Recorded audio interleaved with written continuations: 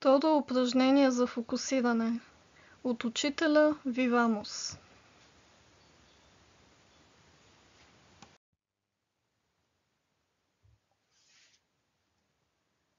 Тук отново ще те помоля да отделиш малко време, за да можеш да обхванеш ситуацията цялостно.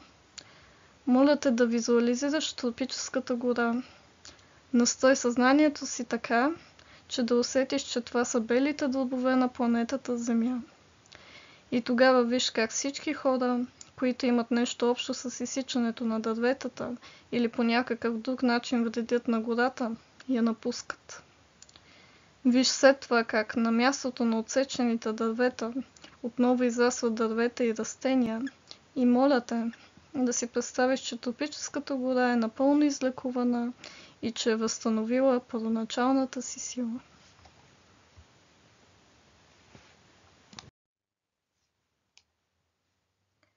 Двете упражнения до определена степен са за по-напреднали, защото тук ти си представяш една последователност от ситуации.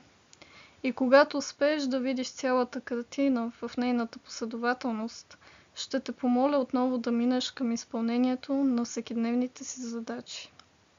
И двете упражнения трябва да се изпълняват за един продължителен период от време. Ти ще почувстваш интуитивно, кога можеш да приключиш с упражняването. В случай, че изпиташ радост от това да откриваш нови упражнения, от само себе си се разбира, че аз ще те подкрепям и при тяхното изпълнение.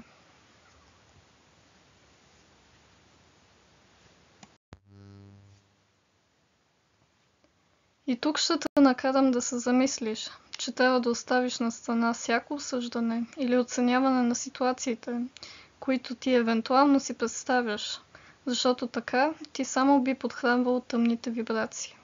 Защото енергията, която осветлява ситуациите, трябва винаги да се прилага по начин, който води до балансиране на полярността.